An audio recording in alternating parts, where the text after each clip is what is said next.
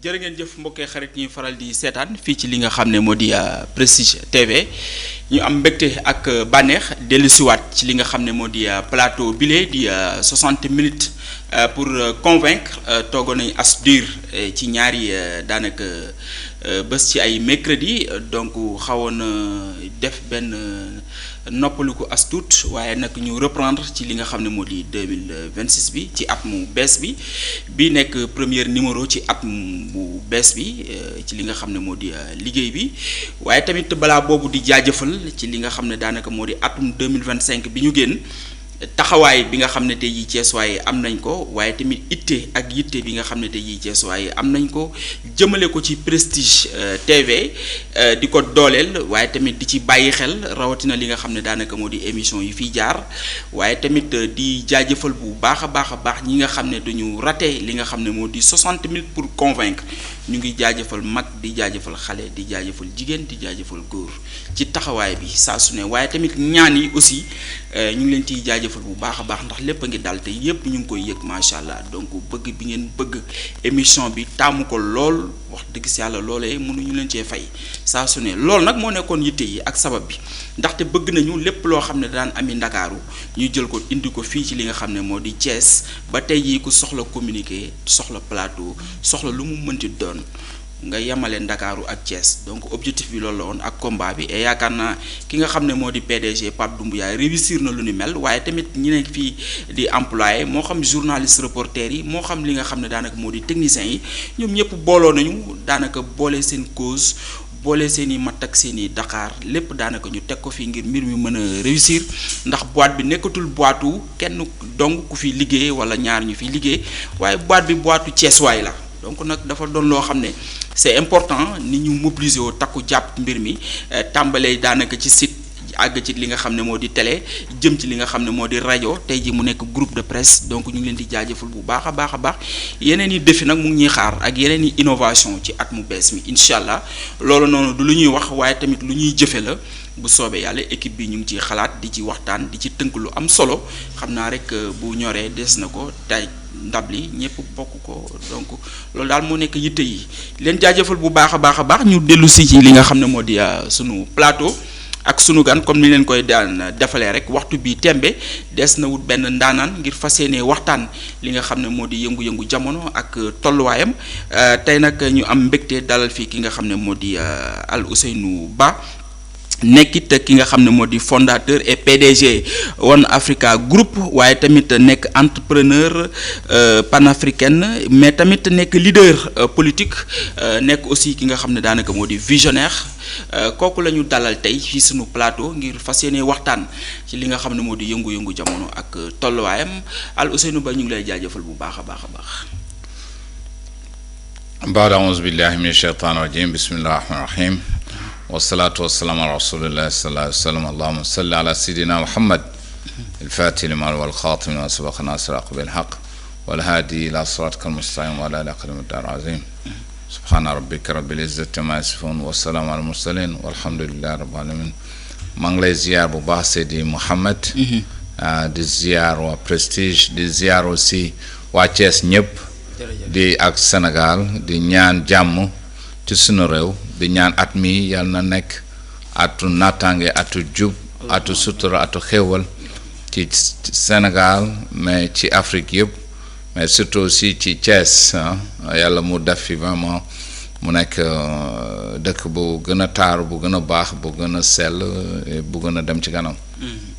amiin di la jaajëfal yow bu baax a baax ci at mi. te di la wax bonne année donc li ci topp di wér-gu-yaram ñu di la ko ñaanal bu baax a baax gudd fan daanaka ci wàllu projet yi aussi tamit li nga mbëbët yaa ko xam yàlla na ko suñu borom may ndam. alors xanaa rek ñu dugg ci waxtaan bile yaakaar naa c'est la première fois. ñu lay dalal fii ci li nga xam ne moo di émission 60 minutes pour convaincre di la ci jaajëfal bu baax a baax ci itte yi nga am ngir wuy si sunu plateau bi ci loolu rek dañuy tàmbalee ci benn question boo xam ne man personnellement ñi mu yitteel bari nañu rawatina man mi nga xam ne dama toog mooy tey jii nii su ma ne woon tey jii kan mooy Al Ousseynou Ba c'est vrai que bokkoon nga élection dem nekkoon nga candidat mais au-delà de candidat bi tey jii nii lan nga ñu mën a wax ci jëmm ji ak jaar-jaaram ak taxawaayam ak tolluwaayam. waaw xam nga li wolof Njaay di wax rek saabu du fóot boppam. mais du tee rek ñu àddu ci tuuti ci wax ne Alhousseynou Ba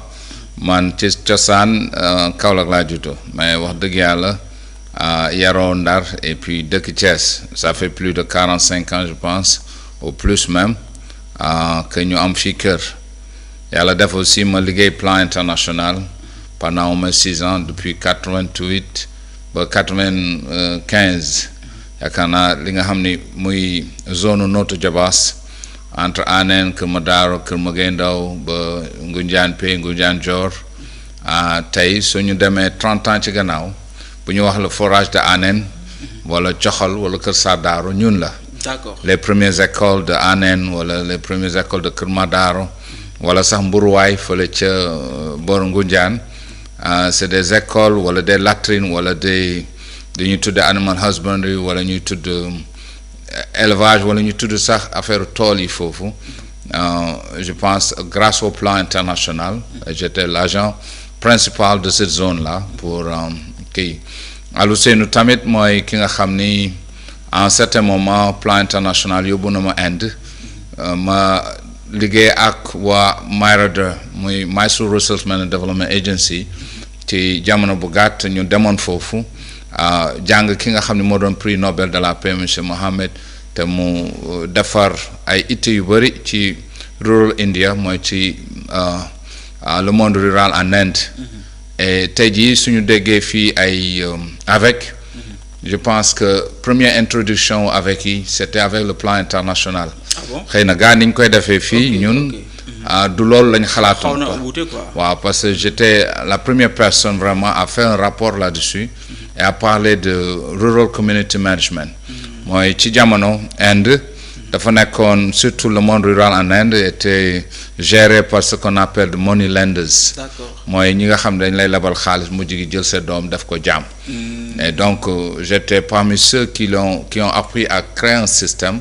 ba nga xam ni dinañu dimbale ba nga xam ni auparavant plan international dafa doon ñëw rek dans le monde rural investir xaalis bu bëri mais après bi ma jugaatee Inde ñëw on a changé de système mooy def benn action de développement mais action de développement participatif boo xam ni d'abord monde rural bi daf ci doon gis boppam mais li muy njëkk a def mooy bokk ci développement bi c'est-à-dire que lu mel ne boo jëlee lu mel ne par exemple dañ daan ñëw ci village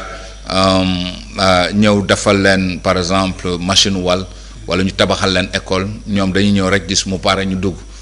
mais bi ma jógee Inde ci lañ commencé def ne lépp lu nga xam dañ koy def participation villageoise bi participation monde rural bi bokk ci mais ci jaar-jaar rek laay wax ba tey Alhousseynou boobu tamit moom la mujj avec l'aide de l'USAID ma dem lu mel ne Amérique jàngi ci université bu ñu wax Colorado State doon jàng aussi lu ñu tudd Sustainable Agricultural Production System in Developing Countries moo nan lañu fexe ba développer suñu réew yi ci wàllu agriculture créer ay système durable d'agriculture pour mën a dimbale réew yu mel ne Sénégal parce que boo xoolee ñun bokk nañ ci ñaar fukki réew ak juróom yi nga xam ni ñoo gën a xaw a ñàkk doole. Effectivement. Et comment vraiment aider ces pays là parce que boo xoolee tey jii nii ñu ngi wax mbayum gerte et mbayum problème yooyu ak ci je pense genre yu mel noonu bokk naa ci ñi nga xam ni créé woon nañu ay système avec Colorado avec ICARD International Center of Agriculture ca Colorado pour am ay xalaat yoo xam ni noonu la ñu xalaatee ne mbay mi bu ñu ko defee noonu mu dox gannaaw gi tamit ci wàllu njàng dugg nañ ci aviation ci jàng aviation pour ci lañ am sunu li ñuy wax diplôme wala yu demee noonu mais je pense que expertise bi ëpp nag bi ma mujjee mooy affaire computer technology parce que ci lañ amee xalaat ba tabax lu mel ne One Africa mu nekk benn réseau social panafricain bu nga xam ni dañu xalaat ne daal jot na nit yu ñuul moom boppam d'accord et que nit yu ñuul yi tamit def dara ci table àdduna bi. c'est important pas nekk seulement des consommateurs. parce que soo xoolee ba xool ay consommateurs lañ ci lu nekk. effectivement surtout ci wàllu social media. xoolee solin bi waaw lekkin bi naanin bi xalaat bi yëpp dañ koy jox tubaab bi rek ñun. wala ñu toppandoo tubaab bi. c'est important mais ci ite tamit yaakaar naa bokk naa ci boo ñëwee lu mel ne état wu Michigan ci Amérique. ma nekkoon président des Sénégalais de Michigan pendant 15 ans. fekk na jamono jooju jafe-jafe bu ñu am. on représentait presque l'État. parce que muy consul général muy ambassadeur du Sénégal foofu. même tey l'actuel ministre des Affaires étrangères. nekkoon na suñu consul général. nekkoon na aussi suñu ambassadeur. bu ma doon wax moom ci boppam mën na seede ne bokkoon naa ci ñi nga xam ni Sénégalais bu dee. ci man lay jaar. ma process ko pour ñu dimbale ko. ku nekk ci kaso bi tam ñoo doon taxaw dimbale la. d'accord damay wax rek ci jaar-jaar bi pour nit ñi xam exactement. gannaaw gi tam ñu créé lu ñu tuddee de Sunugal Investment Club. mooy am na jamono bi nga xam ni dama xalaat ni ñun dañu war a nekk Amérique rek toog foofu tabax suñuy kër nekk fa. ma doon am vision ci ne ñun ëllëg dañu war a ñibbisi. d'accord ci kaw loolu laa créé woon benn système d'investissement bu nga xam ne dafa doon permettre africains yi sénégalais yi ñu jënd ci lu mel ne ay action parce que temps boobu Facebook mi ngi commencé nekk benn compagnie et compagnie boobu dem public parce que c'était privé d'abord Mark Zuckerberg moo ko commencé c'était privé pendant très longtemps mais bi mu ñëwee public pour mu dem IPO comme mu ñëw Wall Street bokk naa ci ñi ko njëkk a jënd et bokk aussi ci xalaatkat yi nga xam ni Facebook invité woon nañu ci benn jamono ci lu ñu tuddee F16 pour ñu xalaat futur lu mel ne réseaux sociaux yooyu. d'accord et gannaaw gi aussi tamit xam naa ci suma jaar-jaar ma bokk ci ñi nga xam ni tam lu mel ne Ansaruddin muy la grande famille de Baye Niass nga xam ni maa nekkoon président fédération. Ansaruddin mais pas seulement de Baye Niass parce que bokk naa ci ñi nga xam ni boo laajee fondation Khadim Rasoul ca Michigan ci jamono jooju fokk naa ku ñu wax Abdoulaye Mbengue tey jii mooy bokk na ci exécutif lu ñu tudd World Conference of Mayors temps boobu ñun ñoo njëkk a màggal foofu. d'accord ci wàllu pour wane genre relation bi nga xam ni moo amoon entre les Sénégalais. te ba ñuy bind sax fondation Khadim Rassoul bokk nañ ci ñi ko bind. d'accord ci wàllu doxalin tamit ñun bi ñu nekkee ci association des Sénégalais de Michigan ñun ñoo dox fexe ba lu mel ne suñu dëkk bi nga xam ne moom la ñu dëkkoon Ann Arbor nekk en relation ak Dakar mooy ñu jumelé leen. kon daal bëri na ay itte yu nga xam ne ñun. dox nañ ci te gannaaw gi tamit xam naa ci wàllu politique. En 2004 bi ñu gisee président Barack Obama wax benn waxin ci parti démocrate mu nekkoon convention du parti démocrate ma gis ko mu nekk nit ku ñuul ma gis ko tam mu waxee itte ma ni kii bis bu bokkee ci élection bi dinaa bokk ci ñi nga xam ni daañ ko jàppale donc en 2007 bi mu defee lancement de sa candidature ñun ñu jël itte aussi d'accord commencé organiser pas seulement suma dëkk muy Ann Arbor du Ypsilanti du Michigan mais organiser aussi les Africains à supporter la candidature de Obama pas parce que il est africain pas parce que il a des origines africaines mais parce que moom dama gisoon xalaatam surtout ci wàllu recherche man dama am doom bu nga xam ni dafa am lu ñu tuddee C1 C2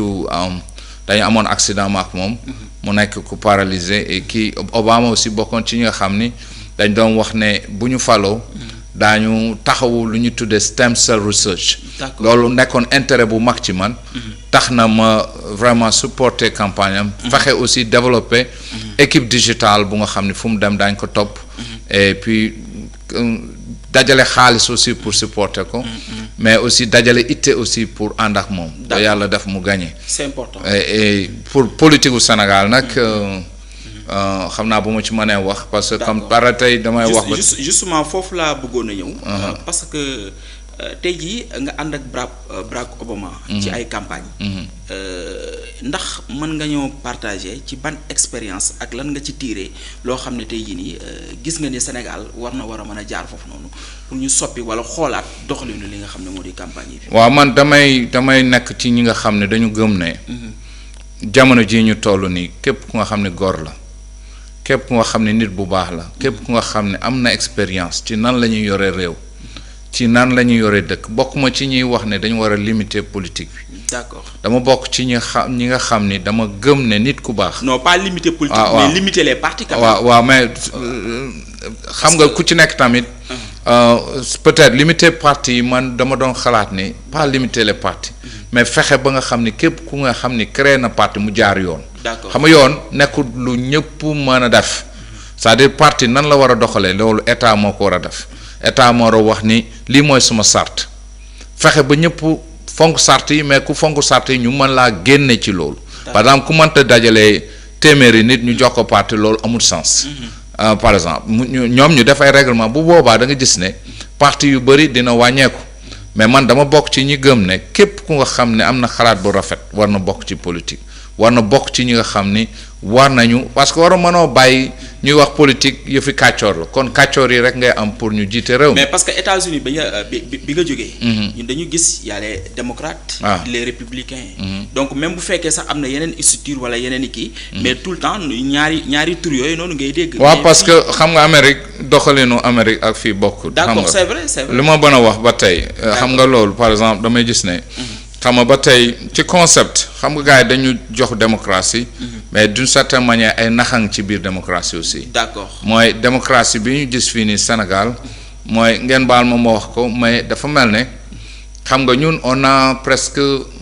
60% de notre population yoo xam ne xëy na xamuñu sax carrément nan la ñuy yore réew. d'accord mais ñu jox leen droit de vote ñun ñëpp am nañ droit de vote d'une certaine manière. mais boo xoolee Amérique. malgré que c'est pas deux partis hein, il y a plusieurs partis. mais ñaari partis yooyu ñooy feeñ. d'accord parce que ñoo am xaalis. effectivement parce que Amérique pour nga def campagne dëggantaan. Obama am lu mu laaj tamit. waaw Obama ci boppam rek pour mu def campagne. il a dépensé plus de 500 milliards ci xaalisu Sénégal. parce que nekk na la première personne bi xaw a bi def fundraising bu dajalee plus de 1 milliard de dollars. donc parti yi ko mën a dajale ci Amérique bëriwut. xam nga donc ça demande excessivement de moyens. et donc la différence avec le Sénégal c'est un peu différent. mais foofu tamit dafa wane ne tamit Obama su demee ba bokk ci élection présidentielle mooy wane na ne képp ku nga xam ne am nga xalaat bu rafet am nga itte bu rafet mën nga mujj nekk njiit. d'accord parce que moom ci organizing rek ci dajale ay koñam dajale ay nitam dajale di waxtaan ak ñoom ci développement waxtaan ak ñoom ci liberté ak yu demee noonu ci la dem ba ñu xàmmee ko mu nekk congressman au niveau de Illinois ci Chicago mu mujj nekk sénateur de Illinois mais mujj gi mu mujj nekk président des États-Unis mooy gëm-gëmam ak vision gëm-gëm. d'accord xam nga gëm-gëm li alquran di wax rek ne wala xas inna al insana la fi xus illa alladina amanu wa amilu salihat mooy il faut nga am gëm-gëm ci sa xol nga gëm yàlla mais nga gëm sa bopp. d'accord et c'est ça qui a permis par exemple ku mel ne Obama dem moo tax man en 2011 bi mu gisee Sénégal fi mu jëm ci la doon indi slogan yes we can bi. yes we can mooy d'accord dëgg la mën nañ ko mooy gëm ne yow man nga ok xam nga affaire bi gëm-gëm la tant que gëmoo ni yow mën nga àgg fi nga jëm doo fa àgg. tout à fait. et donc il a permis aux Américains surtout noirs de gëm ne ay affaire bi kat mën nañ ci dem parce que affaire bi tam mën naa ci jaar nekk un des plus grands présidents des États-Unis mucc ci ayib yëpp ba àggale Amérique fenn fu mu àgg. mais c'était pas xam nga ni ko africains yi jëlee penser que ne Obama ce serait un président africain non Obama ba ma ko xool xaw naa rëccu tuuti man sax lu ma ci taxawee waaw parce que tey jii lor ga gën a mag ci Afrique moo ñu ko teg d'accord d'une certaine manière avec l'événement en Libye te avec waa ci ayam la ci ayam la effectivement et que vraiment ça nous cause beaucoup d'ennuis actuellement d'accord mais noonu lay gisee daal mais dama bëgg wax ni ci politique u Sénégal ci jamono man bokk naa ci xalaatkat yi gëmoon ne il fallait que ñu rechercher un candidat viable bu baax boo xam ni am na jaar-jaar bu baax parce que c'est pourquoi aussi je fais appel aux Sénégalais que bépp temps nañu bàyyi la politique politicienne tànn parce que kii mën nañu jox xaalis wala may nañu ay dërëm ñu ànd ak moom il faut ñu mën a sax mën a indi leader yi ñu nattante ci xalaat ci vision ak yu demee noonu man en 2008 laa commencé di recherche un candidat pour le Sénégal ci jamono jooju mes recherches moo donné ku mel ne Ibrahima Fall man maa defar website ibrahimafall.com en 2009 2010 laa ko defar di wut ko pour moom mu nekk candidat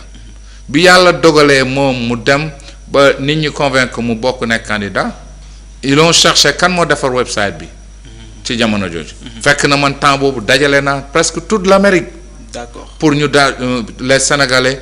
muy les Sénégalais de Canada les Sénégalais des États-Unis pour ñun ñu jàpp créer lu mel ne Ibrahima Fall ñun ñoo ko créer d'accord et bi mu ñëwee tam dafa jël coordination Nord-Amérique l'Amérique du Nord mu jox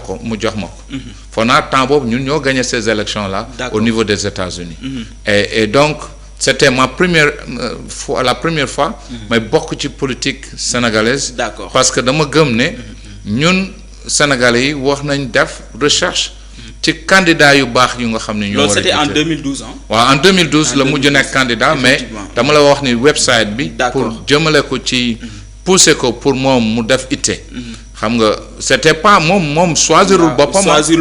ñun ñoo ko choisir yéen a ko choisir quand même ñun ñoo ko choisir pour samp ko d'accord waaw tey kii nga xam ne mooy président de l'Assemblée nationale El Malick temps boobu ci ñun la bokk d'accord je pense qu'il faisait partie de la communication au niveau du Sénégal mais man coordination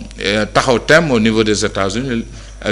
au niveau du Canada c'était moi man maa ko nekkoon itte boobu di ko c'est important alors aujourd'hui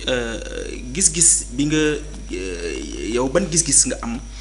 ci sunu politiciens yi parce que souvent da ngay diggee une fois au pouvoir nga ne promesse électorale la woon comme si que yow programme yi ngay présenter souvent arnaque lay gën a jege boo xam ne tey jii da ngay arnaquer population bi arnaquer électorat maximum mais une fois nga yegg si nga ne bon promesse électorale la woon commencer defar sa programme commencer tabax est-ce que jotul aussi ñun Sénégalais yi nga xam ne ñun ñooy déglu programme yi wala ñun ñi nga xam ne ñun la ñu war a waxal pour ñu voter ñu xoolaat wala dem di xóotal ba ci suñu biir parce que gis nañ le cas de Ibrahima Fall moom fa la jaaree sax moom daal di croiser les bras mu mel ni que ni peut-être am na beneen gis-gis bu mu am bu bokkut ak li mu yaakaaroon que ni Sénégalais bëggul peut-être koo xam ne da koy wax dëgg mais ku koy nax la bëgg. waaw loolu tamit am na ci xam nga mënoo tànn ay martiens wala extraterrestres pour ñu jiite sa réew. d'accord ay sénégalais dong nga mën a tànn. mais ban sénégalais moo tax ma wax ne. politicien bi ngay am c'est parmi ce genre peuple bi nga am. mooy il faut par exemple jikko bi xam nga yonent bi sallallahu alayhi wa sallam ñun ñëpp bëgg nañ prophète Muhammad sallallahu alayhi wa sallam gis nga man toujours moom laay ubbee parce que dama am mbëggeel bu mag ci moom chaque année dinaa fa dem 2-3 fois pour dem seeti ko mais yàlla taggeewu ko fan la bokk mais taggeewu ko par exemple ci ñaata xaalis la am daf ko tagg ci jikko bu rafet d'accord jikko bu rafet wax dëgg ci la bokk xam nga su fekkee ne ñun dañu bëgg ku ñuy dikk mais bëgguñu ku ñu wax dëgg dootoo am njariñ bu fekkee ne dañu bëgg ku ñuy neexal te bëgguñu ku ñu yar on aura toujours le genre de leader que nous voulons est-ce que vous comprenez ce que je veux dire li nga change start with ourselves mooy soppiku sénégalais bu nekk war a soppiku tey jii man du ma dal benn politique damay dal ñun sénégalais d'accord ñun suñu bopp ban genre leader la ñu soxla ban genre njiit lañ soxla su fekkee ne man li ma gis li ma constaté aussi tey ji bi ma defee déclaration ne dama bëgg nekk maire de Thiès mais képp ku ñëw ci man du seet ban njariñu Sénégal la soxla ci man dafay xool ban njariñ moom boppam moom tudde ma mbir wala tudde ma làmb wala tudde ma gàmm wala tudde ma dara du caageen ba mu tuddee du ma dem su fekkee ne lu mel ne diine ku ma ci woo dinaa dem mais toujours l'individu dafay xool ban njariñam nan nga mën a fajee njariñam léegi-léegi nii nan nga ko mën a jëndale ay garabam nan la mën a ñàkkee dépense nga faj ko mais su fekkee ne damay ñëw ne dama bëgg nekk maire Thiès wala dama bëgg nekk président Sénégal nit ñëpp ñëw ma fajal leen seen mbir mooy su may njaboot politique sociale bi mais loolu laay wax léegi bu boobaa yow dootoo am njaboot bu baax D'accord. D'abord beneen doo amati xaalis. Donc tu viens pour être pauvre. Effectivement ci wàllu boobu moo tax ma ni. toujours on aura toujours des leaders que nous voulons. Donc il faut ñu changer manière bu ñuy defee politique. Il faut ñu changer aussi le genre d'individu bu nga xam ni moom lañ soxla pour ñu jiit ñu bu fekkee ne tànneef bi. dañ ko tànn ci nit bu baax. ci nit bu jub ci nit bu am vision. nit boo xam ne bu ñu dig man ci biir élection yi. toog naa fi Walfadjri ma ne nañ bàyyi dige bi. D'accord. Parce que je sais que gestion wu réew. wala nekk gestionnaire. c'est différent que yow boo nekkee un homme politique wala un opposant di wax nit ñi lu leen bëgg a neex man du ma wax kenn lu ko neex damay wax li nga xam ni war naa ko mën a def. D'accord. am naa possibilité am naa vision am naa capacité ma def ko ma wax te loolu. mais diggee moom du ma ko def kenn. mais nag am naa yaakaar ni am nañ yoon yu nga xam ne suñ ko tegee. lu mel ni Thiès dina ci gis boppam te bu ñu fexee ba Thiès dem fu mu war a dem. yaakaar naa Sénégal tam dina ci gis boppam parce que daañu mën a yóbbu Sénégal aussi. C'est important alors nga créé parti bi naan Farlu. Pourquoi Farlu ak aujourd'hui ci li nga xam ne moo di formation bi li taxaw tey ci Farlu programme bi. ak li nga xam ne daanaka moo di taxawaay. waaw foofu tam dinaa ci jóge ma wax lii maa ngi koy wax gouvernement Sénégal. D'accord. parce que ça fait plus de 2 ans. ñun ñu ci biir waxtaan. ñun de la diaspora ñun du Sénégal ñu toog waxtaan ci biir nekk et ça m'étonne toujours que ñu toog waxtaan ci biir nekk ñu toog créer les forces africaines pour la renaissance la liberté et l'unité jaar ci yoon jaar police ñu def investigation yi jaar gouvernance jaar fu nekk ba ñu déposer ko au niveau du ministère de l'Intérieur ñu toog ñaari at presque ñaari at dem foofu ñu wax ne am na ñu fi jaar de ba créer lu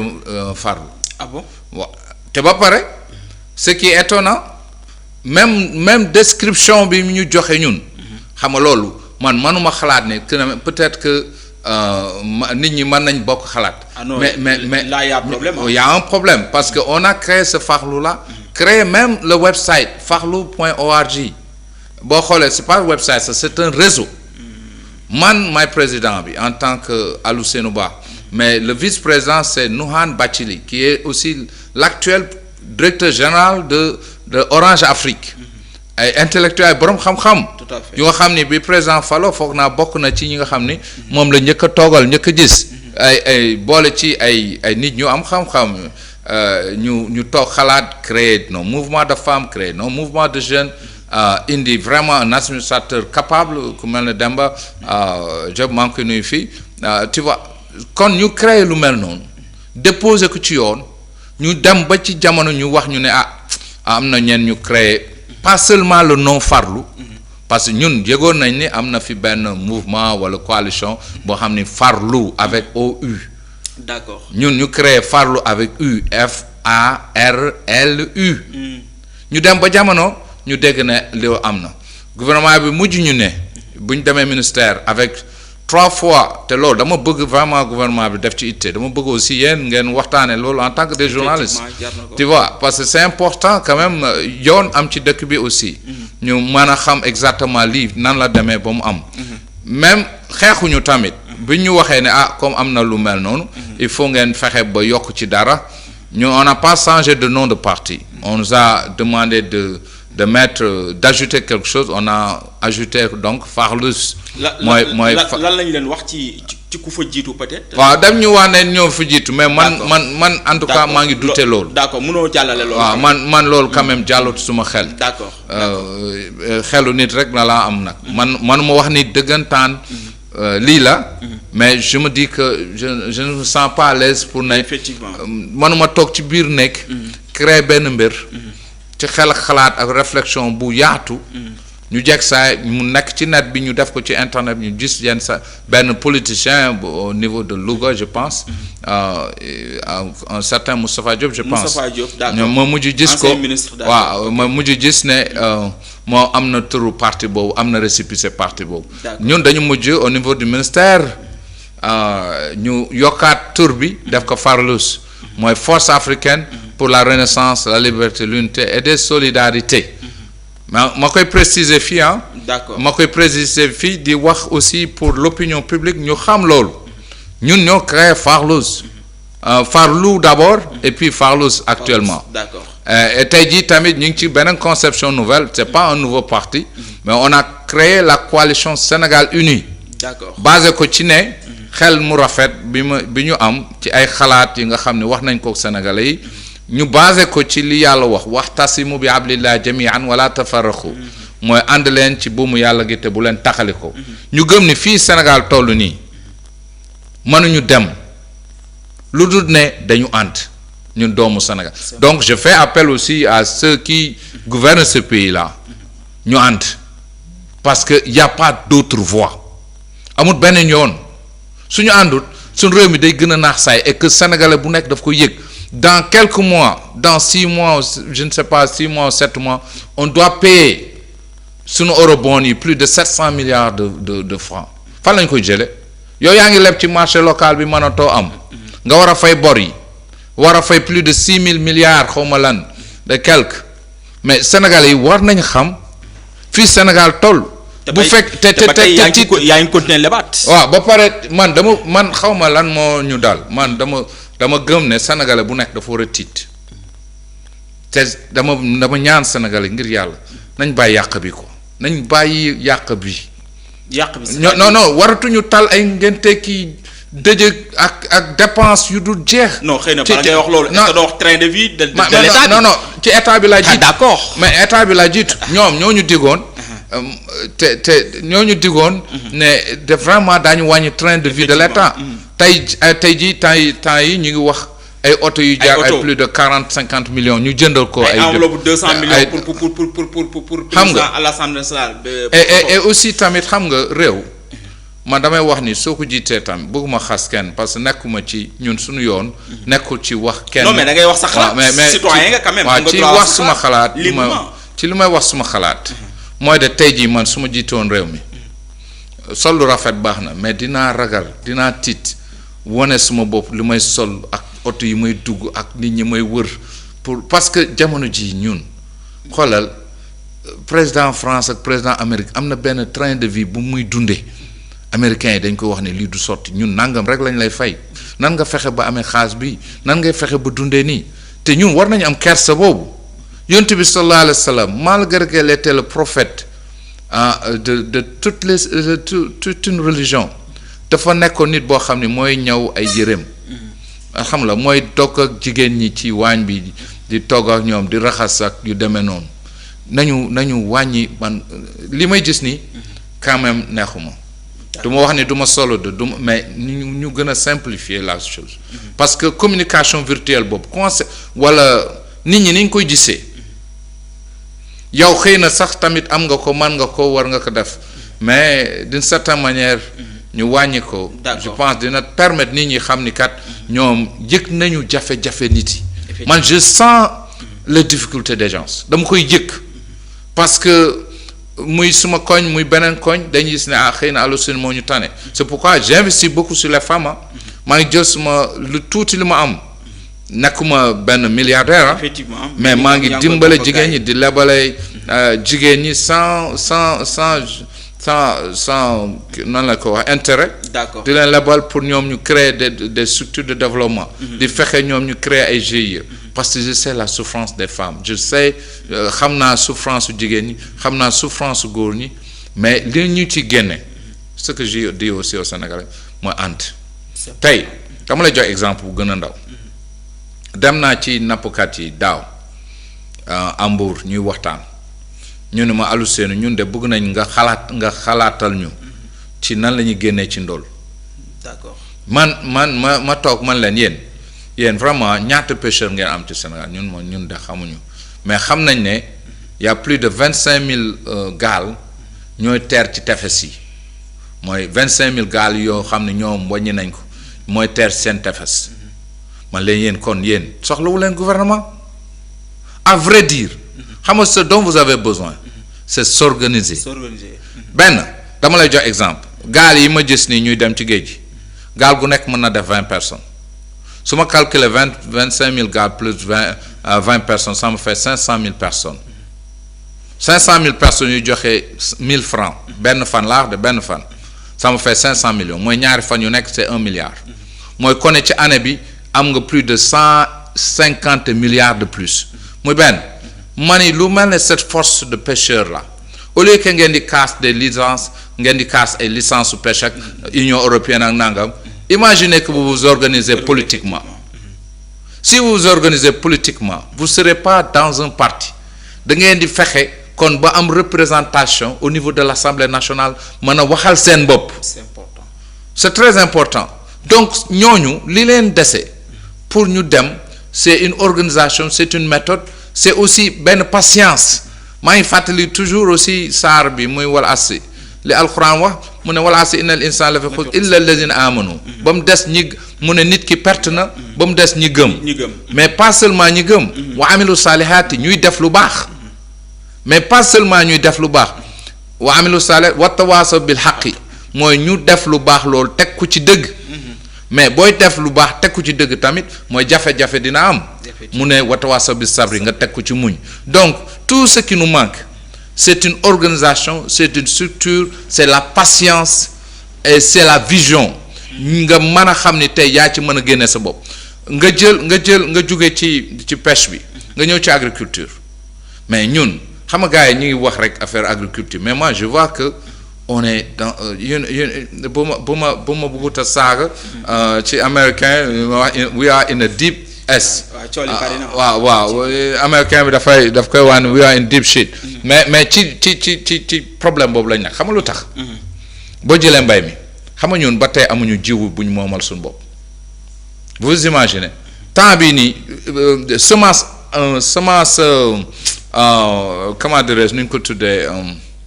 xam nga ba tey ñun ay semence génétique lañu am amaguñu semence cosaan bi nga xam ne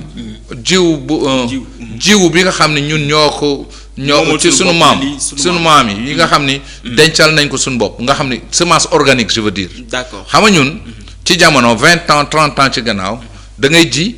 soo paree nga jël semence nga denc ko mooy ay semence organique 30 ans 40 ans ci gannaaw gars yi dañu naxa mais ñu nangu nax bi mooy lan américain dañu ñëw di ñu may ay semence ay ñebbe ay kii ñu la ay semence améliorée la effectivement mais ay semence yu nga xam ne génétiquement modifié d'accord ñu def ko suñ tool yi pas seulement mu yàq suñ suuf yi xam nga gars yi dañ la doon gëm ni semence yi boo ko amee moo gën a am production c'est pas justifié scientifiquement c'est pas justifié scientifiquement parce que bokk naa ci ñi dem jàngi loolu c'est pas justifié scientifiquement mais ñun nangul ko tey parce que on n'a pas investi ñun ci suñu agriculture on n'a pas investi ñu am les plus grands ingénieurs agronomes ci des chercheurs tey jii bi ñu koy wax boo demee Europe pourtant am na yu dëgguma la mais tey jii nii on parle de peut-être ISRA bu Bambey c'est vrai et c'est bien on parle de cadres ruraux mais c'est bien mais loolu des écoles yoo xam ne mais dëgg la mais ba tey loolu dafa waroon gën a teew d'accord dafa war a li may wax nii xaaral ma àggale li may wax nii nga gis li may wax par exemple tey jii nii soo demee Europe boo demee lu mel ne Finlande nga mel ne dem lu mel ne Norvège mais les plus grandes banques de semences au monde organique laa wax de je ne dis pas des semences génétiquement modifiées boo gisee Europe sax seen diggante ci wàllu jënd lekk ci Amérique ñoom lu ci bëri lépp luy jógee Amérique dañ ko wax ni teel fi dañ koy stop parce que dañuy bañ li nga xam ni mooy des semences génétiques genetic modified food lu nga xam lekk boo nga xam dañu modifier gène bi ñu dugal ko seen biir tey jii toute l'Europe li ñuy jéem a def mooy ñëwaat jëndaat suñuy suuf di fa def mbay organique d'accord parce que lu tax ñun sàggane nañ wàllu boobu ba nga xam ni presque amatuñ ko muy benn donc su fekkee ne ñun dañu bëgg a changer vraiment le demain du Sénégal mooy dañuy investir ci mbay mi mais d'une autre manière tey man bu ma nekkoon président du Sénégal dama koy joxe foofu rek te jox leen xalaat aussi parce que j'aimerais que nekkuma koo xam ni damay wax ni dama bu dul man du jàll ñoom suñu mënee jël xalaat bi mu rafet ci ñoom ñu def ko j'aurais bien aimé qu'il le fasse ñu def ko parce que Sénégal ci coono boobu la nekk imaginez tey on nous demande liggéey amut ci ndaw ñi mais 70% de notre population c'est une population moins de 20 ans 30 ans extra tey suñu defoon lu ñu tuddee agricole mooy un corps militaire agricole nga ne ndaw bu am 18 ans volontairement di nga dugg ci agricole mooy di nga dem njàng mbay comme pour man mbay écosystème la parce que plombier bi ci la bokk menuisier bi ci la bokk électricien bi ci la bokk chauffeur bi ci la bokk mécanicien bi ci la bokk ñu fexe créer des agricoles ci dëkk bi créer des centres communautaires agricoles fexe ndaw ñi ñu fexe wàcce ndox mi comme on parle des autoroutes de l'eau ñu fexe ndox mi nga xam ne mooy ñu ngi koy ñàkk ci géej gi mu wàcce dans tout ce pays là je pense que daañu am benn agriculture et aussi ñu investir sur les recherches ñu fexe amaat ay semences yu ñu moom fexe aussi au lieu que ñuy bay gerte am na solo bañuma loolu mais quand même ñu parce que boo bayee gerte ba pare boo ko paree yow même fas bi la doon dimbale pour nga bay tool bi sax da ngay jaay ngooñam parce que lu tax da nga ko bëgg a def xaalis boo defee xaalis loo koy def après lan ngay def effectivement la ngay defaat doo jënd ceeb effectivement doo jënd dawlin tout à fait doo ci jënd dugub mais kon bayal dugub ak ceeb parce que yow li ngay bay gerte yëpp après dund nga koy dee alors que ñun amuñu lu ñu lekk. effectivement non on importe tous 70% lu ñu lekk ak lu ñu naan dañ koy importer. comment je sais que waxaguñ ba léegi ci dëkku Thiès parce que je veux parler aussi de Thiès. dinañ ñëw waaw mais fi may ñëw ci côté arachide bi. daanaka dama bëgg ñu wax. tuuti ci li xew fan yi te li waral coow li. da ngay yaa ngi naan sa yitte mooy xefe ba cultiver 960 000 tonnes alors que yow li nga soxla ci besoin wàllu consommation bi weesuwul 30% donc mu mel ni 70% yi il faut tu es obligé nga wutal baykat yi benn marché peut-être bu ñu ko mën a écouler jaay ko donc tey jii nii bu loolu lépp dajewut fan la est-ce que état amul responsabilité à part entière c'est vrai que on a entendu le premier ministre Ousmane Sonko ne quelque part am na fu échec am waaye Mabouba Diagne moom it am na lu mu wax foofee aussi Cheikh Diba am na lu mu fa war a tontu. man li ma bëggoon wax premier ministre. il n'a qu'à prendre toute la responsabilité. D'accord. C'est ça d'être responsable vous êtes le chef du gouvernement. ce ministre yi say ministre lañ du ñu ay yaa leen tànn. donc c'est une faute il faut prendre toutes ses responsabilités wax ne lii man jël naa ko comme responsable il faut mettre la politique à côté jël responsabilité ne nag daañu def lii pour faj ko c'était tout simple pour man le message qu'il faut c'est fekkee ne juum nga ci vision wala juum nga ci doxalin nangu ne juum nga parce que tam le vrai leader mooy ki nga xam ne tam dafay nangu ne juum na d'accord man li may gis ne ci man le fait que même ça ñuy bay ba pare jaay suñu mbay mi ci chinois yeeg ñeneen jënd ko mais il faut créer des unités de comment dirais-je vraiment transformation. C'est important parce que li nga xam ni ñoom la chinois yi di jël gerte gi di ko def ñun bopp chinois ak bopp sénégalais bokkuñu voilà. Je sais que nous sommes un pays gars yi dañuy gëmloo affaire xaalis rek mais tout ce qu'il faut ñun am nañ ko le vrai argent bi nga xam ni mooy la ñuy jëndee xaalisu këyit bii nii c'est l'or n'est-ce pas ñun ñu ngi génnee suñu or bi fan lay dem. Effectivement fan lay dem or bi. bon mu ngi koy jëlal avion daal di yóbbu. Yóbbu. Pourquoi ñun mënuñu ñu téye suñu or. Et fenn fu nga xam ne xëy na d'accord naa ci premier ministre mooy ñu créer suñu monnaie. taper suñu monnaie on ne peut pas attendre le reste de l'Afrique pour ñu pare pour ñun ñu war a pare. Moi je veux bien que cette Afrique qu'on soit unis foofu aussi damay xaw a ànd ak moom ci wàllu monnaie parce que une monnaie c'est ça qui garantit notre souveraineté. Est-ce que CEDEAO tënku la peut-être. mais CEDEAO dëggantaan affaire yu mais quand même on est appelé pas à diriger CEDEAO on est des Sénégalais d'abord. Vous pensez que le franc CFA de quelque part dafay bloquer développement. mais ñëpp xam nañ ko. D'accord. Parce que une monnaie c'est déjà loolu mooy déterminer sa souveraineté. Parce que monnaie bi yow d'abord yow waxoo. monnaie bi yow du yow yaay imposé ne nangam la war a nekk ci dollar xam nga sa économie moo ko war a wax. D'accord. et que maintenant avec cette monnaie ouest africaine ñun ñëpp dans ci CEDEAO selon nos économies Sénégal ak Côte d'Ivoire sax a ci tane. kon Sénégal Côte d'Ivoire ñuy yóbbaale ñenn ñi ci des. ñenn ñi ci des effectivement. mais su fekkee ne lu mel ne Mauritanie am na monnaie boppam.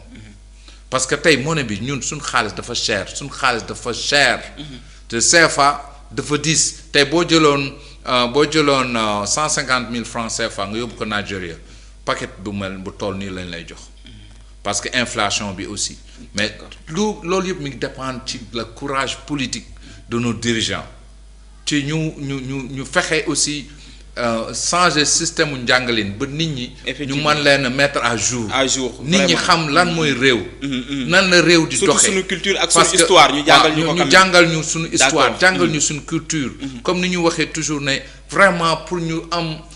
boo xoolee Singapour nga xool Japon nga xool Chine nga xool Inde. effectivement tout li tax ñoom ñu développé. mooy seen njàngin dañ ko basé seen culture. effectivement dañ ko basé seen histoire. dañ ko basé ci xam-xam basé ko ci seen làkk tamit soog a dem seen yoon on peut pas se développer sans notre culture vous comprenez ce que je veux dire donc loolu yëpp bu fekkoon ni jàngal nañu ko nit bu nekk dina xam lan mooy la puissance de la monnaie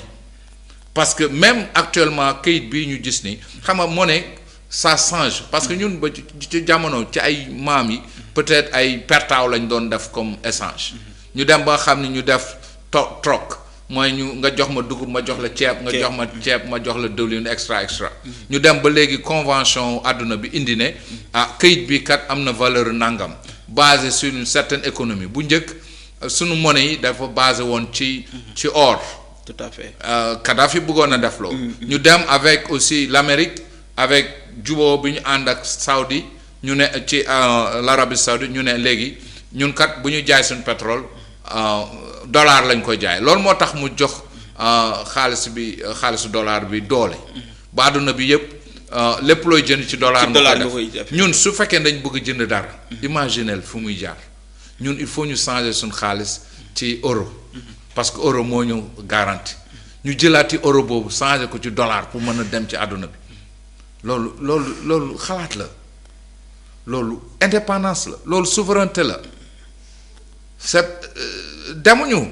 mënoo jënd dara ci àdduna bi parce que tout est cher au Sénégal par man dama tukki ci àdduna bi réew mi gën a cher ci àdduna bi Sénégal gi ci la bokk tout à fait location ci la bokk dundin bi même lekk bi ci la bokk loolu moom dama koy valider mais dama lay jox exemple d'accord dama koy valider 12 bouteilles d'eau yu mag yi fii nii Sénégal d'accord 12 bouteilles yu mag yi benn bouteille bu mag foog naa 400 lay jar 400 lay jar jënd douzaine bi ay 2 mais boo demee Égypte bi bu jege bii nii rek da nga ci mën a jënd douzaine ci li nga koy jaayee fii Sénégal la vie est trop chère ici c'est parce que notre monnaie est trop chère vous comprenez et on produit absolument rien du tout ñun ba léegi defaruñu secrétukaay ba léegi ñun ku ci bëgg nekk dara da nga bëgg mel ne comme tubaab da nga bëgg a waxee comme tubaab da nga bëgg a jëfe comme tubaab mais loolu lu ñu war a xalaat la mais bëgg naa gën a wax aussi ci Thiès ci la ñu jëm ndaxte nag émission bi am na solo trop vraiment niveau bi yéeg na macha allah alors tey jii selon vous naka la tey jii commune bu mel ni tey jii nii moo xam commune boo xam ne tey jii nii taxaw na temb naka la commune bi mën a participer ci développement wu réew mi ñu ne de commune bi kat participer ñi li nga xam ne moo di développement wu Sénégal. xam nga lépp loo gis ci développement. li Obama doon wax benn jamono tout suma star mais dafa doon wax from bottom up. from bottom up mooy jóge ci suuf dem ci kaw. fii gaa Sénégal. gis naa ne leadership bi ñoo war a changer pour nit ñi changer. d'accord loolu dafa am solo parce que nit ñi bu ñu soppeekuut. bu kilifa yi soppeekuut nit ñi toujours duñ soppeeku. mais dama xalaat ni développement ci communes yi lay war a commencer. tey Thiès ba ma jëlee lu mel ne Thiès. lépp li nga xam ni yàlla dina ko joxe jox nañu ko. Thiès c'est une ville historique. am na histoire wala am histoire effectivement bu mag sax. Thiès c'est une ville culturelle xam nga tey rek laa jóge MSAT. ñuy wax ci muraille bu nga xam ne muraille bi coow li bari na xam naa dinañ ci ñëw parce que am nga ci gis-gis. waaw mais d'accord yaa ngi dégg. Thiès c'est une ville de culture. d'accord Thiès c'est une ville industrielle. Thiès c'est une ville ferroviaire. Thiès presque le centre pas le centre géographique du Sénégal mais centre la bu nga xam ni lu bëri fooy dem ci Sénégal daf fiy jaar Thiès c'est une ville de sport donc pour man les réalités mooy dañu concentrer wu nos efforts ci nan la ñuy fexee ba Thiès nekk pôle bi nga xam ne moom la ñu soxla économiquement damay joxe benn exemple man tey bu ma nekkoon maire mooy xam nga damay wax toujours ne bala nga ne naam ne fa il faut nga xam compétence yi nga am ci dëkk bi on a beaucoup de compétences am nañ fi ay borom xam-xam yu bëri Thiès université Iba Der fi la nekk Thiès ci la université de santé bi nekk ay marocains yeeg béninois yeeg togolais yeeg tunisiens yi ñëpp ngi fi di jàng kon man li may njëkk a def mooy digitaliser d'abord la ville de Thiès man la mooy digitalement am naa xam-xam bi am naa xarale bi pour mën a digitaliser suma dëkk pour mën a xam d'abord le contenu local de Thiès mooy nan lay fexe ba yombal citoyen bi rapport am entre moom et le gouvernement local benn nan lay fexe ba mën a am këyitam te du sonn muy bulletin de naissance muy certificat de décès muy certificat de extrait de naissance extra dinaa fexe ba citoyen bi mën a am loolu taxam yomb mais aussi dinaa créer benn dynamique économique bu nga xam dama koy basé ci li ma tuddee les 5 semaines de Thiès mooy première semaine damay def semaine religieuse de Thiès muy màggal ak gàmmoo conférence yëpp laay dajale ci Thiès fexe ba murid yi waa kër Sëñ Touba waa kër El Hadj Malick waa kër Cheikh al Islam Cheikh Ibrahima Niass waa jàngu bi waa Laayeen yi waa Cenaba ñun ñëpp ñu def une semaine bu nga xam ni totalement dédiée à la religion aux confréries ñu daje Thiès ñu def benn cérémonie ñaan mais aussi itam ñu wane leadership bu Sëriñ Touba wane leadership bu Maam Limaamu wane leadership bu Cheikh Malick Sy Alhaji Malick Sy wane leadership bu Cheikh al Islam Ibrahima Niass wane même aussi leadership bu nos amis nos frères catholiques pour benn créer benn dynamique mooy une dynamique unitaire benn mais aussi une dynamique économique parce que nit ñi bu ñu dajee fenn fa la ñuy lekkee fa la ñuy naane boo demee ba Maroc nga dem ba Caire nga dem ba Washington nga dem ba Tokyo dynamique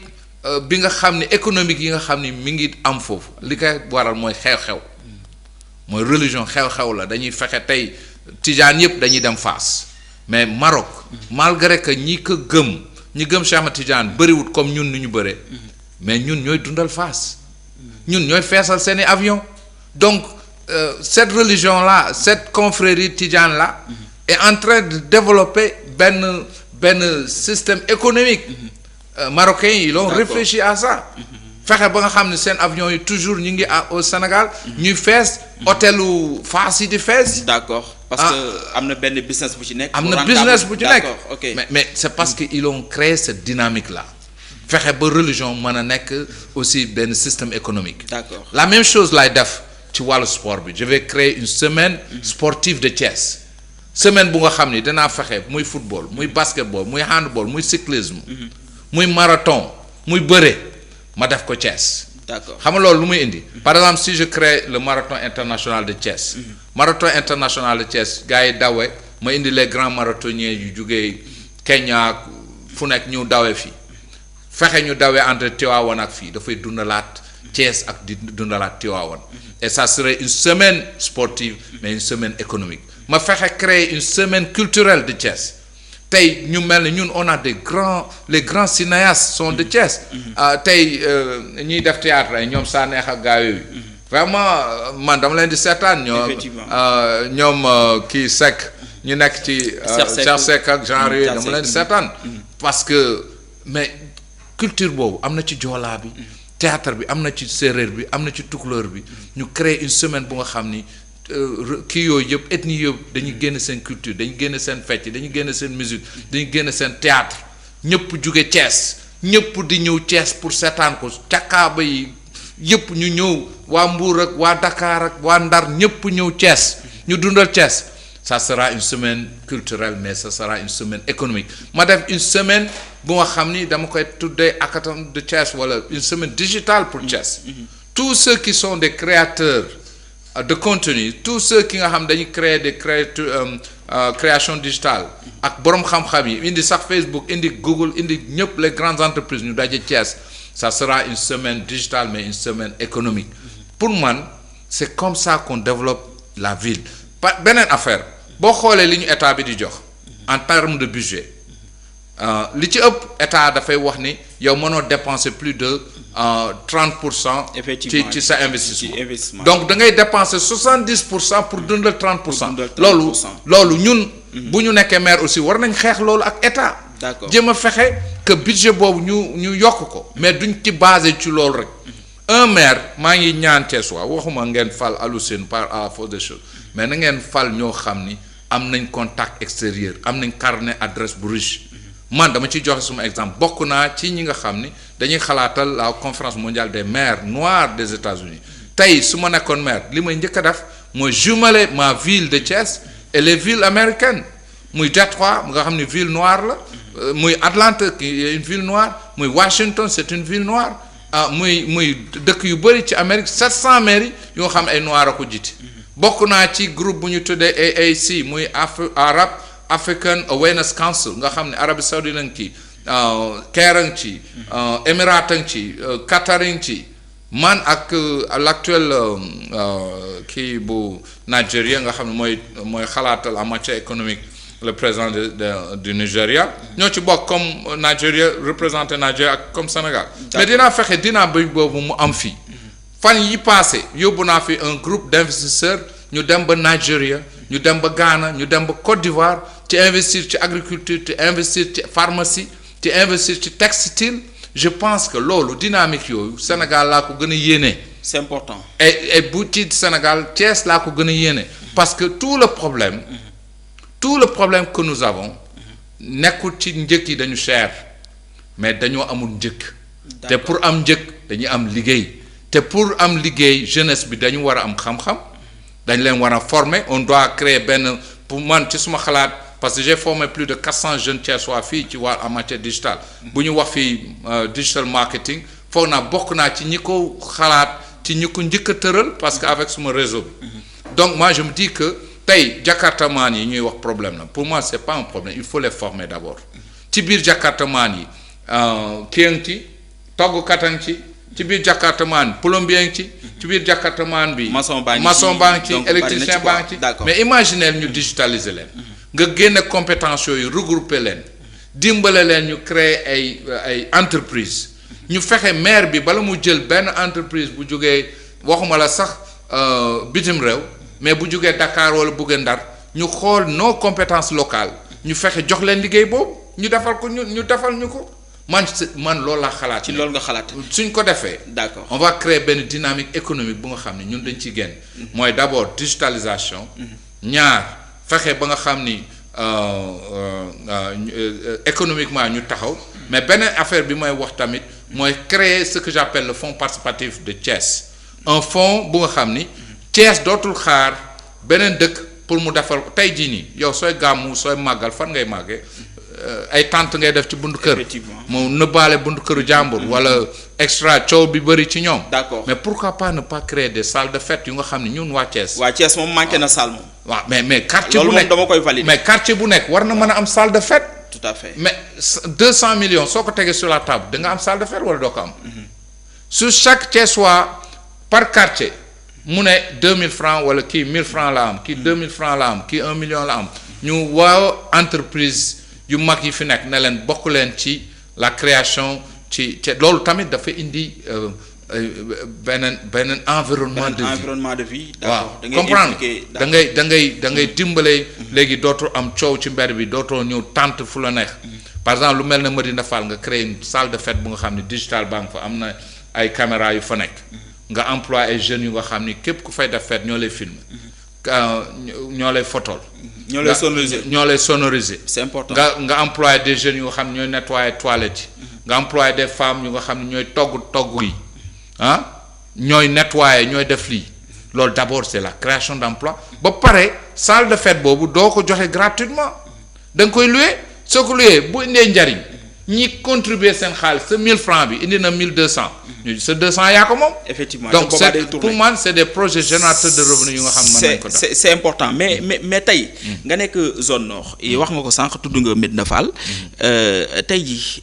kii di Mamadou Diakhaté. ndax mu ngi nekk na à la hauteur ci attente yi ndaxte nag ku ne zone nord xam ne nag li mu manqué bari na. te ku ne zone nord xam ne daanaka véritable bête électorale moom moo fa nekk. waaw mais man xam naa ne gaa moom ci wàllu nit ku baax la. d'accord nit ku yaru la. xaw ma na xam am na compétence yam det. ah non fa nga dëkk yaa ngi fay yow mais manuma wax ci compétence yi parce que xaw ma gestion am nan la demee. li may wax rek mooy dinaa ko def d'une autre manière. dinaa doxalee dëkk bi ci d'une autre manière par exemple tey man xam nga bërki dem maa ngi kaf ak suma jeunes yi foofu. da nga xam ñooy mécanique yi ak affaire yi ma lay wax ne mais yéen boys xam naa yéen da ngeen ma war a voter pour ma nekk maire de ville. booy bi ne ma ñun duñ la voter sax waxuma la sax conseil mais duñ la voter nga nekk conseiller. waxatuma la maire man leen lu tax. ñun moom suñ la voter yaa ñu njëkk a jële fi. ma leen effectivement. te dëggantaan bu ñu ma voté loolu laay def waxuma ko pour dàq sumay vote de. parce que cadre de vie ni ñu koy dundee baaxut. d'accord parce que yow doo ñëw koñ bu la neex nga def fa menuiserie koñ bu la neex nga tabax fa boutique indi saleté indi désorganisation. je peux dire au Sénégal on peut gagner plus en étant organisé que en étant désorganisé fu ñu neex. ñu bàyyi nit ñu jaay fu ñu neex suñu marché baa ngi nii c'est un américain bu fu ñëwee dafay foog ni fu ñuy tuur mbalit la. tey dégagé nañ foofu mais tey laa fa jaara ñu ngi dellu si mais suma ñu ngi dellu si foofu ñu ngi fa def. marché jën. d'accord suma xam nga marché jën. ñuy tuur ma xool constaté imaginer tey laa fa jaar gis booy yi ñu jël ginaar bu nga xam ni suma à l'air libre mais man dama wax suma njabootam fexe leen ba bu leen jëndee ci ay ginaar ci mbedd mi noonu c'est pas sérieux parce que li ngay ñàkk en matière sanitaire ci nit ñu feebar te xamuñu lu leen jot ci biir yu metti yu nga xam ne xamuñu lu leen jot ngay dépenser xaalis bu dul jeex c'est pas bien de ne pas être organisé il faut pas vouloir la facilité ba lu la neex nga def man la première chose que je ferais comme maire c'est d'organiser cette ville-là. C'est important. C'est d'organiser aussi jàngal nit ñi indi leen xalaat yu rafet xalaat yu bees créer la coopération internationale mënuñu bokk ci àdduna bu nga xam ni dafa mel ni ñun on se retire. On va continuer à être pauvre. On va continuer à être la plus sale ba pare ñun xam nga ñun lu rafet lu nekk bëgg nañ ko. soo demee Dubaï wala nga dem Amérique yaa ngi bëgg a photo ci lu rafet. yaa ngi bëgg lu set yaa ngi bëgg lu taaru mais yow bëgguloo ko sa dëkk. je ne peux pas imaginer sénégalais bu nekk boo naanee xootu butéel da nga koy sànni boo lekkee banaana da nga koy sànni et que ñun état bi pour man et je le dis même au président du Sénégal actuellement à Diomaye président il faut pas qu'on ñu continuer nekk un état administratif pour man nit yi fii dañuy solu ba rafet nekk ci bureau et gérer le Sénégal c'est pas comme ça qu'on doit gérer ce pays-là suñu bëggee réew mi il faut ñu xam lu Sénégalais yi dund il faut ñu wàccaat ci Sénégalais bi ñu changer ko te ñu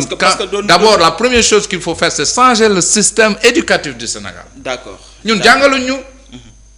ñun on nous apprend à être plus dingue pas plus smart ñun jànguñu li àdduna bi soxla tey ñi ngi wax AI intelligence artificielle ñi ngi wax robotique ñi ngi wax machine learning ñi ngi wax njàng mu kawe njàng moo xam ni yow di nga ci amee xam-xam bu nga xam ni di nga soppi sa réew ñun ñuy jàng ba tey Lat Joor fii lañ ko reyee ñuy jàng ba tey Serigne Touba at sàngam lañ ko génne jànguñu sax vraiment li Serigne Touba liggéeyal Sénégal ñun jànguñu loolu jànguñu lan la Cheikh al Islam liggéeyal Sénégal ci wàllu concept ci liggéey ci éducation ci am xam-xam ñun jànguñu sax loolu on apprend plus Karl Marx on apprend plus Victor Hugo on apprend la littérature française on apprend la philosophie occidentale ndax àdduna mais àdduna daf ñuy continuer di raw D'accord. Man je crois à cette Afrique hein. Man gëm naa Afrique. Man gëm naa le futur du monde c'est l'Afrique c'est déjà même l'actuel du monde c'est l'Afrique. Tey Chine mënta dem sans nos ressources. Les États-Unis soo gisee ñu ñëw songu Nigeria day wax affaire islam ak affaire du c'est pas ça hein. C'est notre pétrole. C'est notre or. C'est notre uranium. C'est notre banane. C'est notre cacao. C'est notre café. C'est notre arachide. C'est notre zircon. C'est notre phosphate. Regarde ce qui passe bërki démb bi may compter wagon kii Taïba bi il y avait plus de 40 wagons bu nekk 49 tonnes de phosphate la def multiplier ça par 50 wagons 49 tonnes multiplié par 50 et ça c'est journalier qui passe comme ça sous notre nez di jëm ci beneen réew ñu war ko fa transformer jaayaat ñu ko ci engrais mais loolu xel la est-ce qu'on veut continuer comme ça su fekkee dañ bëgg continuer comme ça dans ce pays-là on va rester ce que nous sommes. D'accord. mais nag li ma gëm mooy état aussi citoyen bi daf ko war a dimbale te ni ñu koy dimbale mooy ci xel état war na def itte transformé par tey man bu ma nekkoon président du Sénégal li ma njëkk a def mooy woo tous les enseignants que ça soit arabe que ça soit français ñu toog këppatal njàng mi parce que njàng mi. njàng moo xam ni jar na xolaat. njàng moo xam ni da ngay dem ba université mën a goo defar secrétukaay. man pour man. y a problème alors ñi fi toog le tandem Diomaye Sonko. am lu bari loo xam ne dañu ko jaayoon. ci rupture ci jubal jubbanti ci taxawaay. waaye tamit yàgg a dénoncer sunu ressources yi ni ñu koy piller aujourd'hui tey ndax nekkul yaakaar bu tas bu fekkee dañuy dégg sunu argent du pétrole ñu ne l'argent reste introuvable wala sax ñuy dégg yeneen réeroo seen biir tey ci réeroo bi d'abord ak aussi aujourd'hui rupture bi ñu doon wootee ndax yow gëm nga ni réeroo am na ak bu réeroo am na est-ce que réeroo waroon na war a mën a am ak aujourd'hui sunu ressources yi ni ñu koy yoree ak taxawaay bi est-ce que nekkul yaakaar bu tas. xam nga nag managuma xam naa daal réeroo moom war na am na parce que ci gis-gis. loolu lañ mën a wax te man dama leen ñaan ñu juboo. D'accord damay ñaan ñoom ñu ànd. parce que ànd seen ànd moo jig réew mi jamono jii nii tey. parce que xoolal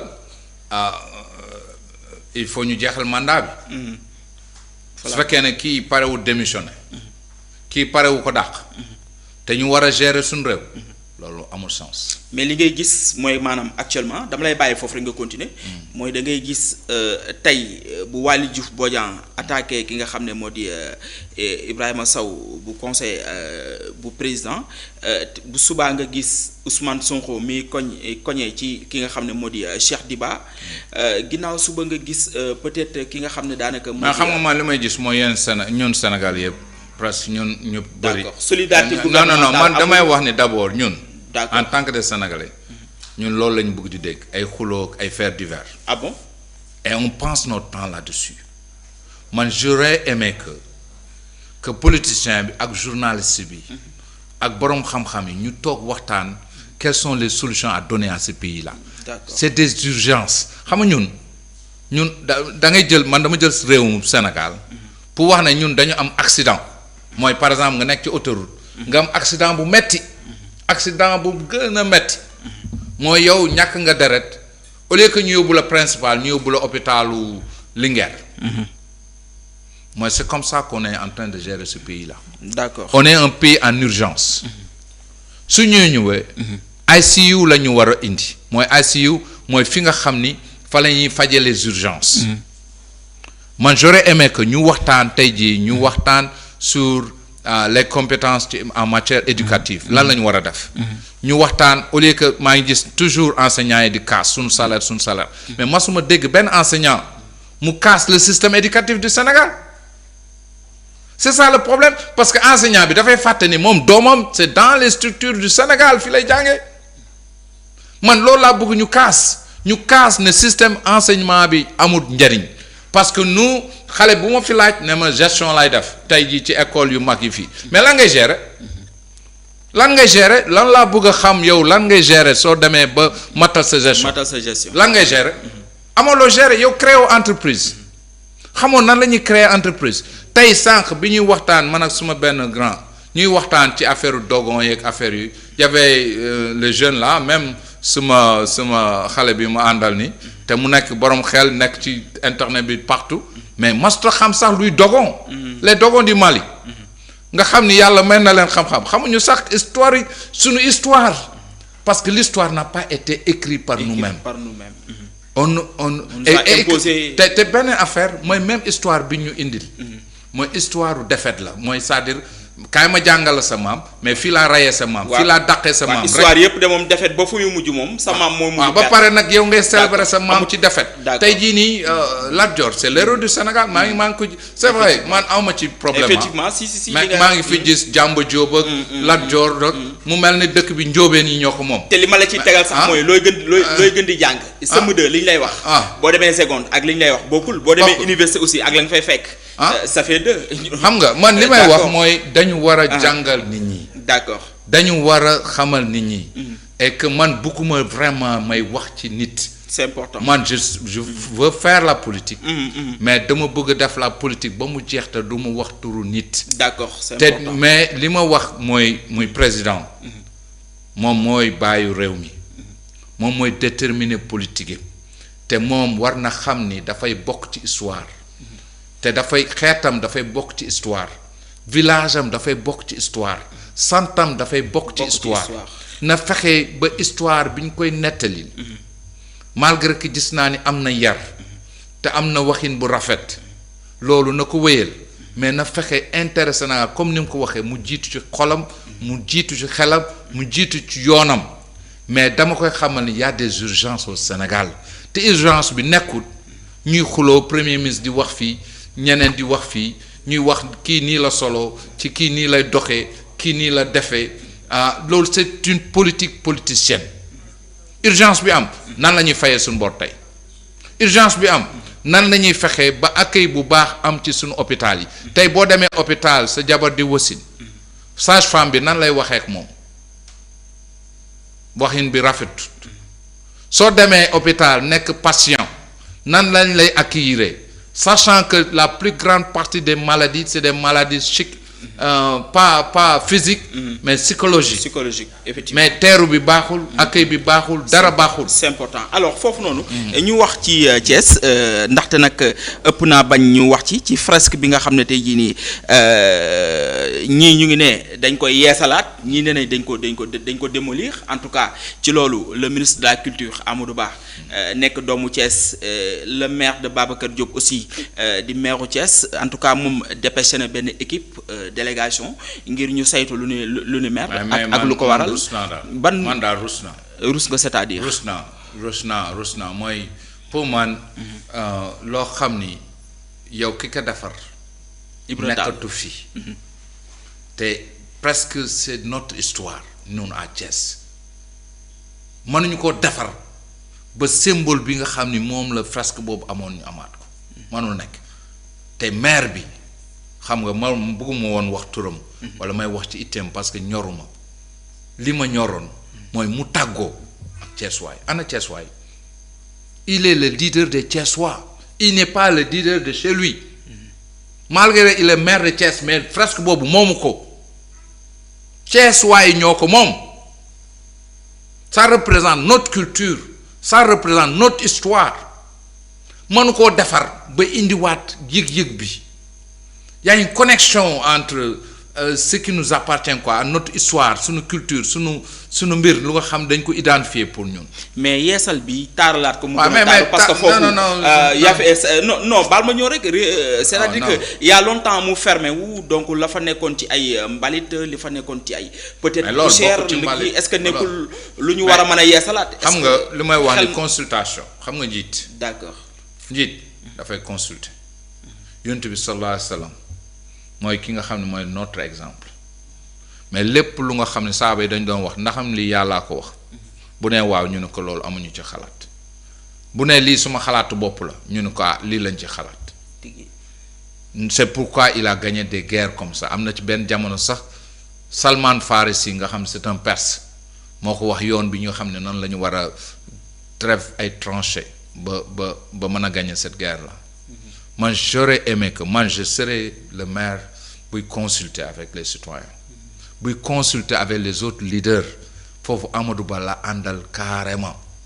parce que c'est un homme de culture aussi xam na bu baax c'est un homme de Thiès je suis pas avec le maire ah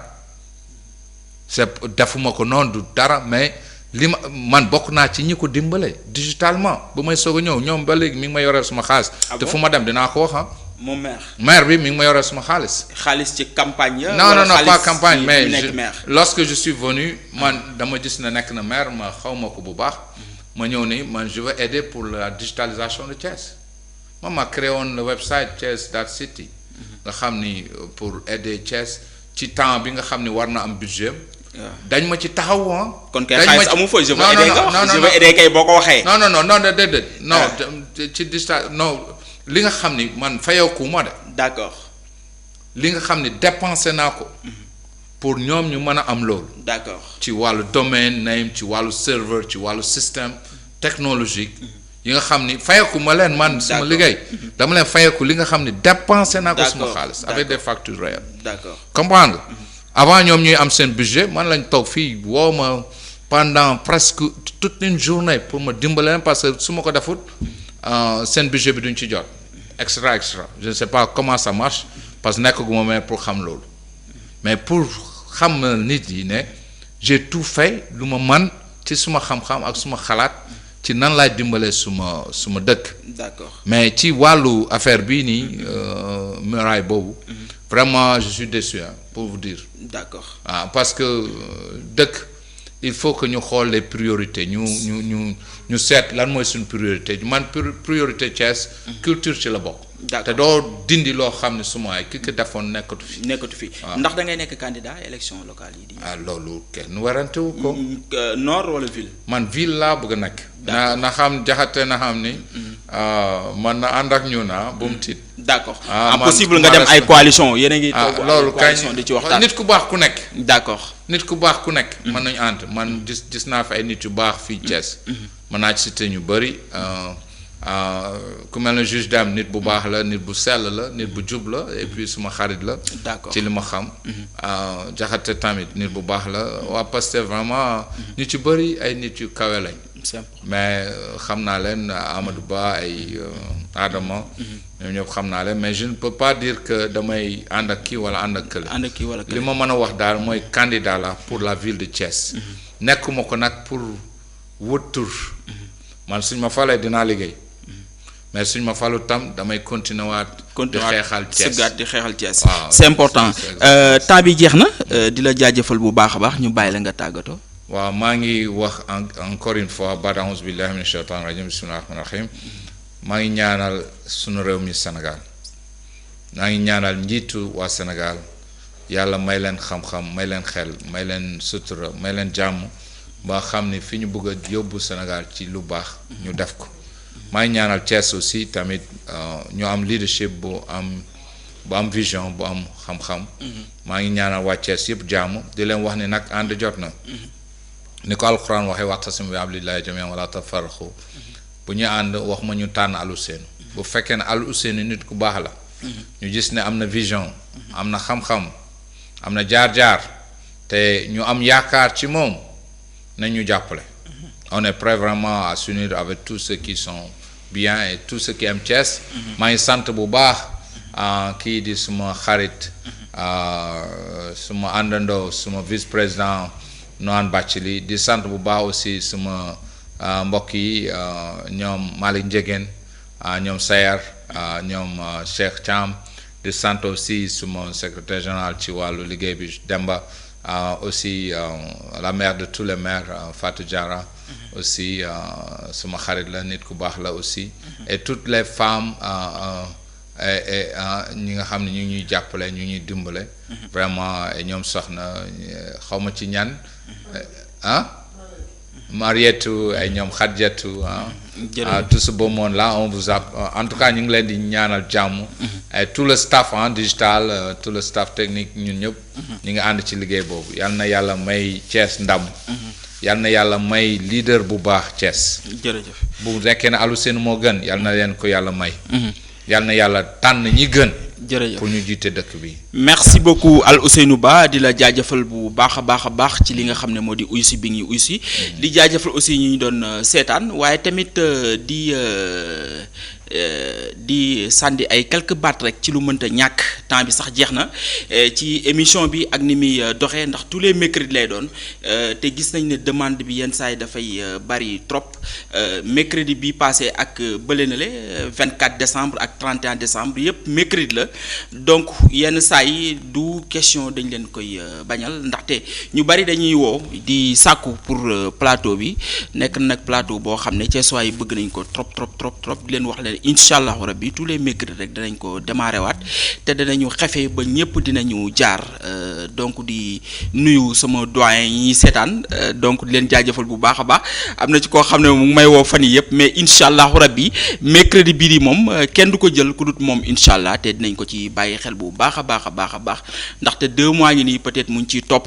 kon nag yaakaar naa ne lu jot rek yomb incha allah dinañ ci gën a bàyyi xel di jaajëfal aussi ñi nekkoon ci technique bi ñoom El Hadj ak ñoom Diarra di leen jaajëfal ci liggéey bi aussi tout le temps long ci 2025 bi ñu ci ànd ak ñun di ci def liggéey bu am solo saa su ne lu mu guddi ñu ngi ñuy xaar daanaka nekk ay jàmbaar ñoom it ñu ngi leen di jaajëfal bu baax a baax di jaajëfal aussi ki nga xam ne moo di Mbaw aussi sama waajooju noonu nga xam ne macha allah li muy liggéey dafa am solo leen remercier yéen ñëpp leen jox dig daje incha allah ba mercredi bi di ñëw jërë ngeen jëf.